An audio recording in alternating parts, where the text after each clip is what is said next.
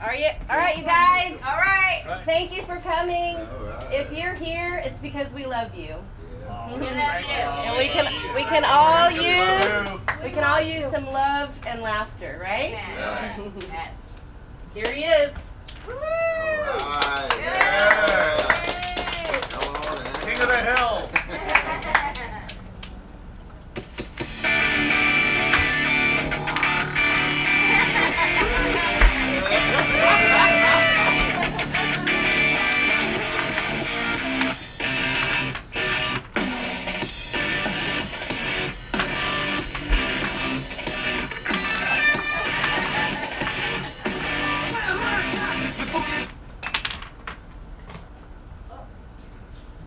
I was wondering how many people here have lost it a little bit during these weird times. A show of hands who've lost it a little bit. Well, that's great. I can't really raise my hand because I'm stuck in these lights.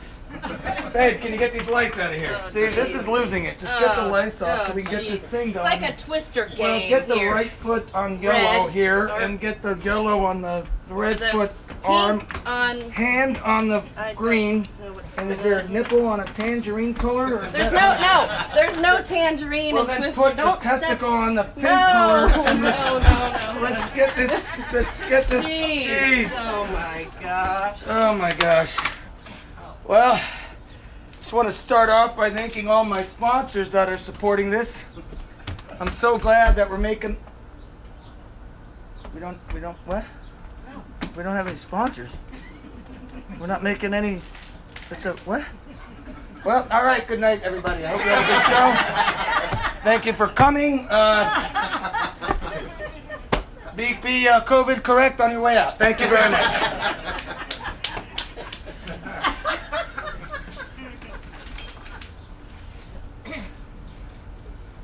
Well, that was really enjoyable, guys. Well, I know. Here we go. Welcome, everybody. Welcome to the No Name Comedy Show. I'm BillJHill. Oh, shit. I just said my name. That screwed that up right away. That's not good. It looks like crazy attracts crazy around here. I can see that. No question about that.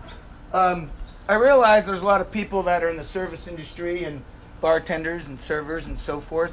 And I know things are crazy right now, and I don't want to be sick, don't want to get my love sick, don't want to get my family sick, and or my friends. But I find myself going to work, and when I check my temperature, I feel like Wes at a crap table. Oh, I'm sorry, Wes. I'm sorry about that. I didn't see you there, buddy. All right. But I'm at a crap table when they check my temperature. Come on, 102. 102, send me home. I'm out of here. I'm gone. Forget about it.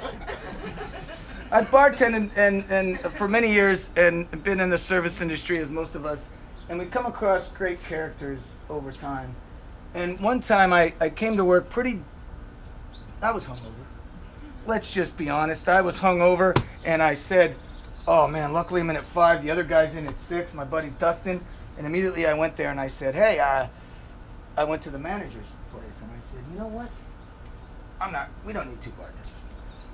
I gotta go home. I'm not feeling right. Didn't say I was hungover. She goes, no. We have reservations, you're done, you gotta stick this out. You have to work. And I said, okay. Hour later, Dustin comes in, way worse than me. White as a ghost, hungover. What did you do? He goes, dude, I gotta go talk to the manager, man. You gotta close. I can't even do this. I am done. And I go, nice try, bro. I already did that. And he goes, what do you mean? I go, dude, we both have to close. We're not getting out of here. This is it. And so he said, oh, okay. Then I just gotta go yak. I gotta go throw up. I go, well, use stall number 2 because I already threw up in stall number 1. So let's not mess that up. You know.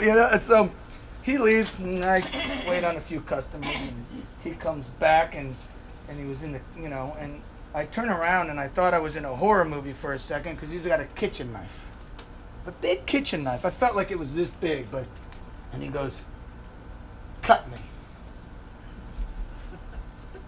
Oh, excuse me? Cut you? What do you mean cut you? He goes, well, I look at it like this. If you cut me, I'll have to go leave, go to the emergency room, get some stitches. I'll get a little I'll get a little workers' comp and I'll have margaritas by the pool by Friday. And I never thought in my life I would say, cut you, cut me. You cut me, you son of a... This guy was a character, and he was also a pretty famous actor as a kid. And at one time, when his show ended, he was like a kid actor, and when his show ended, he that's when he had a bartend and get back into making some money. And he finally got a new agent when we were bartending. He goes, dude, I got a new agent, dude. Things are good. And I go, I got that big audition. I go, you got a big audition. This is great for you, man. You should be. I'm so glad you're going back to what you do. And after the audition, I asked him, dude, how'd that new agent, how'd that audition go, man? You got this new show coming up. He goes, it didn't go well. I go, what do you mean it didn't go well? He goes, well, things have changed, man. They put a video camera up here, right? And they videotape your auditions. And the casting director, who was a big famous casting director, was like, okay, Dustin, I know who you are. Wonderful. I can't wait for your audition. And she's on the computer and she's filing through pictures and resumes. And I go, so why is that a big deal? He goes, well, for some reason I decided to read my script like this to the camera, the entire audition, because she never looked at me. And I went, you did that to your entire audition? And he goes, yeah. I flipped off the camera because she never saw it. So when they watched the tape the next day, all they saw was his finger in the camera. And I go, so how's the career going? I don't have the agent anymore. And I go, that's a career ender, bro. That's not the way to do that. So then we find ourselves by his pool. He had a little studio apartment. And for some reason we were drinking gin and tonics. I don't know. Probably about this big. So I don't know, we're in our 20s drinking gin and tonics like this. And I don't know why they were that big, but they were. And so we decided, well, obviously his career's shot and we're bartenders, and we said, we need to come up with $1 million idea. Let's do it. We gotta have one. Let's go. Let's fire them off. And we're firing them off, and it's a beautiful night, Burbank, California, and we're like, this is great. This is gonna be great. We're gonna come up with $1 million idea. We're not coming up with it. After we get through some gin and tonics, all of a sudden he spills it on himself and spits it out, and the light bulb came on. He's got it. He's got the $1 million idea. He goes, oh my God, I got it. And I was like, yes, yes, and yes, go. He goes, did I ever tell you about Mr. Taco? What? No, you didn't tell me about Mr. Taco. Listen to this. It's a 12-foot taco vending machine, and the guy has a sombrero, some boots, and you put your money in, and he goes, bienvenidos. And I go, okay, this is it. 12-foot, 15-foot, I don't know, big Mexican guy with the mustache, the boots. Bienvenidos. Okay, I'll let this one fly. And he goes, so what you do is you put your money in and you hit a button, and it says corn or flour, and then beef or chicken, and in his stomach he's got a conveyor belt, right? So your taco's going down the conveyor belt, and then you hit your cheese and your lettuce and your tomatoes and your onions and your hot sauce or mild sauce, and it goes through. And when it's going through, he says, un momento, por favor. And I go, oh, that's nice. This is going very well. And then he goes, and then after a few minutes, man, your taco comes right out of his crotch.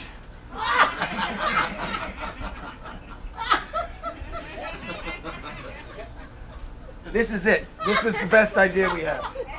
And so then we're so idiotic that we actually thought that we talked about it. I go, okay, so you gotta freeze the chicken. You gotta have a freezer for that, and you gotta keep the cold stuff cold, and then you gotta have a heater for the thing. He goes, yeah.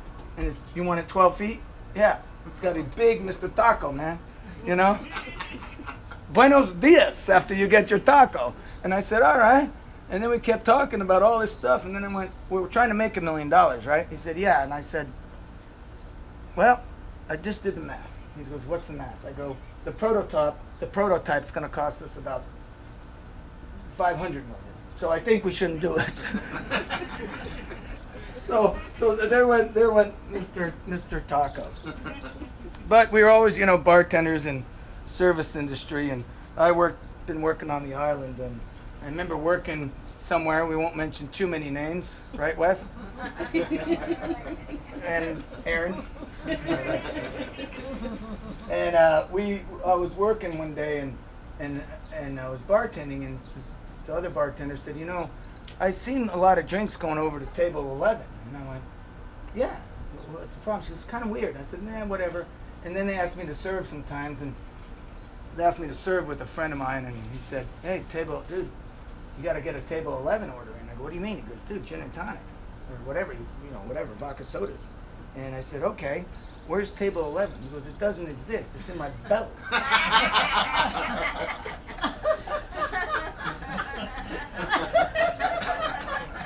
There's no table 11 on the floor mat. There's no table 11 whatsoever. Table 11 is that.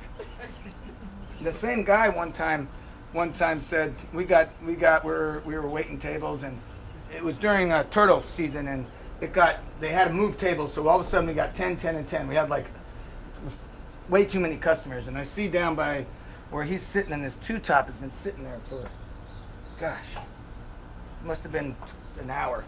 And I said, bro, dude, that's your table over there, man, table 21. And he's walking away from it. And I go, that's your table, dude. He goes, well, I'm not going there. And I'm thinking, I don't know much about serving or cocktailing or bartending, but I've been doing it for 30 years. Your whole job is to go there. Say hello. Say you'll be back. Say I'm not going there? What are you talking about?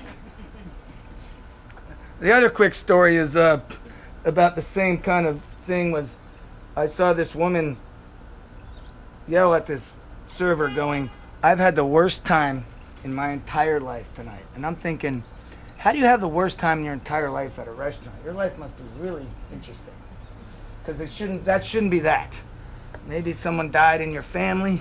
Your worst time of your entire life is at a restaurant. Your worst time ever in your life is at a restaurant. And then the server says, that's great, ma'am.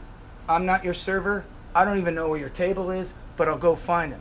And so I told someone who may or may not be here, I said, this woman just said to this server, she had the worst time in her entire life. And then my friend said, no, I know. That's my table.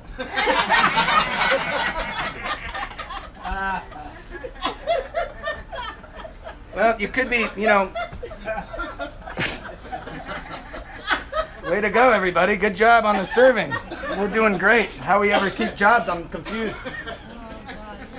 But my mom's like an awesome customer if you ever get her, if you're a server or bartender, because she asked the server, excuse me, how much crust grams are in the crab cake?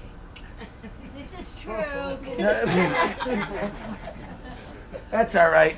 Mom, I grew up with my name, last name Billy, first name Dammit. I thought my first name was Dammit for a really long time. There's no question about that. But we lived in Las Vegas a while, and one of the weird jobs I had, speaking of jobs, was I had a friend whose dad was Wayne Newton's pilot and ranch manager, of course, Vegas. Thank you. Take it easy. And they asked us to valet a horse auction, like a Clydesdale auction one night, and at 16 years old, I believe. And about 5 or 6 of us kids, but one was like 3 years older. He was our boss. His name was Don. And so we started parking cars. We parked about 5 or 6, and these are very wealthy people, mind you. Very wealthy, because they're buying Clydesdales and horses. And the cops stopped us because there was some animal rights protests going on, and the media was there, so they go, you guys just got to direct them in. So we direct them in. Now my friend John, who was the pilot's son, had bought a limousine. Mom and Bish can attest, my mom and dad can attest, he bought a Toyota limousine from Wayne Newton that was just collecting dust, small limousine, and we parked it at the end of the cars. And during this time, when the horse auction started, we had nothing to do. What are we supposed to do now? They go, well, just walk up and down and be security. Now at this point I realize I'm the only one doing it. I'm like, where the hell is everybody? Don, my boss, comes out and goes, Bill, I got to show you something. I said, all right, what are we doing? And we had credentials, so we walked in, and they had a big bar around a big tree. And the back of the bar was dark, and the front of the bar was where most of the people were. And we go back to the bar, and there's a margarita machine. He goes, dude, check this out. Have a margarita. And I said, okay. And he takes a margarita. He's probably 20. I'm too young.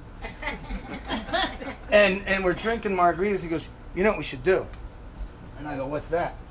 He goes, I said, well, make me another margarita. And he said, no. You got this all wrong. We should take this margarita machine and put it in John's car. And I said, no. That is not a good idea. Let's not do that. How about we make a couple margaritas, go down to John's car, and we'll go from there. So we go down to John's car with a couple margaritas, and there's everybody else. The doors are open, the music's pumping, they invited friends from high school, nobody's working, everyone's partying. It was quite a scene in Wayne Newton's limo. Now at this point, the horse auction's over. So what are we gonna do?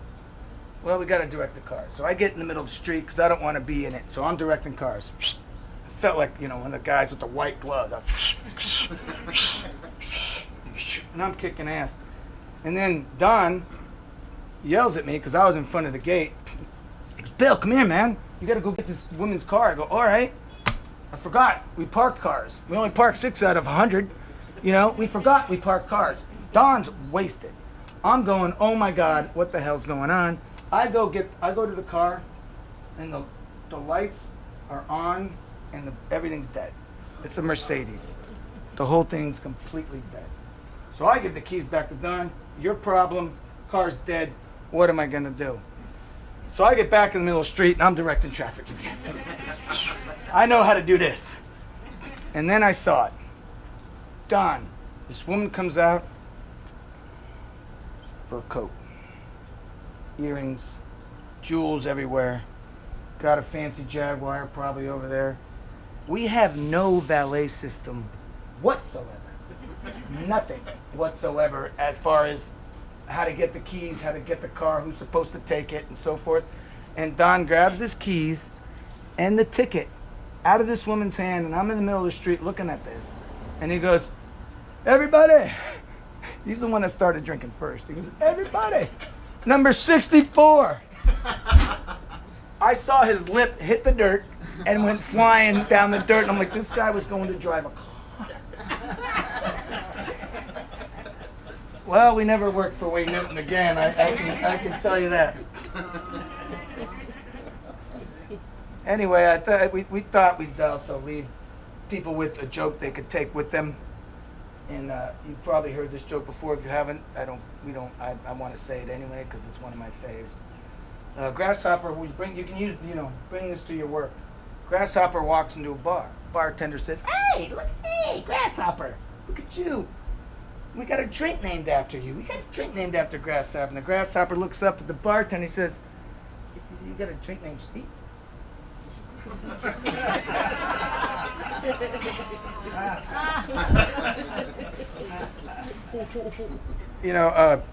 Obviously my eyes are bad and I got a bunch of glasses and I got to go to the eye doctor next week. I finally made an appointment, and I'm just not looking forward to it because I think I'm going to be rude, and I don't want to be rude. I think if they go, hey, is it 2 or 3? I can't ever tell. So I think if they go, if it's 2 or 3, I'm going to go F. And then they're going to go, is it 10 or 11? And I'm going to go U. I don't know how that's going to go, but that's what But my mom worked for an eye doctor, and I had radial keratopathy. That's how old I am. That was pre-LASIK surgery, and I had to fly from Burbank to Vegas to do it. And it was the night the Hilton sign blew down. It was that windy, so all the flights were delayed. And I go there, and I'm like, oh my God, my flight's like 2 hours. It's an hour flight, 55 minutes, nothing. And I said, all right. I go to the bar. The bar is packed with people trying to go to Vegas and have a great time. I'm like, okay, great. We're all going to Vegas together. We're gonna party. And they go, I go, you're on my flight, right? They go, no. What do you mean? They go, our flight leaves an hour before yours. And I go, what? Yours hasn't even left yet? And mine's an hour after yours? This is terrible. And I go, wait a minute, I know what I'll do. I will change my flight to your flight so I can party with you guys on the plane and we're all friends now. The guy goes, dude, you're way behind on that deal. Our flight is booked. Everybody already did that. I said, really? Okay. Bar closes. Damn it. I walk. Their gate was A1. My gate was like A9. And I walk. And I waved bye to all my friends. By the time I got to my gate, that plane had left. I get to my gate. Nobody there. Nobody. A ticket agent. That's it. Nobody. I drop my bag. Go, yo, where's everybody? And he goes, well, they all went on the other flight. I go, what do you mean they all went on the other flight? It's full. He goes, whoa, no, I don't think so. It's not full. He goes, are you Mr. Hill and you have boarding? I go, yeah. And he goes, no, there were 72 seats left on that flight. He goes, who told you this? I'm so sorry, sir. I go, who told me this? A bunch of drunks at the bar told me this. And I should have realized that way beforehand. And he goes, and then I just said, please, sir, tell me I'm not the only one who did this. Please tell me there's one other person there. He goes, no, Mr. Hill, you're the only one. I go, now what? Do I got to call a friend or do I got to sleep in the airport? How do I get to Vegas? I got to get this eye surgery done. And he goes, wow, this is interesting. I go, what? He goes, well, the plane's got to come here and it's got to go to Vegas. Excuse me? He goes, well, the plane comes here, it's got to drop a bunch of people off, and it's got to start in Vegas. Are you telling me there is 2 pilots in a 737, 3 flight attendants, and a full ground crew picking me up, just me, and flying me to Vegas? And he said, it looks that way. So I'm standing in line with my bag, waving at hi. And then, why is one guy flying? Don't worry about it. So I get on the plane, and they gave me drinks before takeoff. They didn't care. I made their long day longer, I'm sure. And while my belly was full of liquid, the airplane's belly was completely empty. That's usually an hour flight. There was no luggage. No passengers meant no luggage. I was the solo passenger on that flight, the only one. And we got there from 35 minutes gate to gate. It was unbelievable. I never took off so quickly. And we got gate to gate, and they were all so friendly and nice. And then I stumbled off the plane, and my folks were there, and they get off the plane. They go, you were the only one on that flight. I go, the only one. And I asked them. They said, I go, has this happened before? They go, there's been 4 or 5. You know, there's been a couple. There's never been just one. And I'm thinking like one complete jackass who did this. Because they needed that plane in Vegas. And then my folks informed me of one of the most amazing things in life of how things go. They said, you know that flight, because of the high winds and the Hilton sign blowing down, that left an hour before you, it got diverted to Reno. I beat everybody.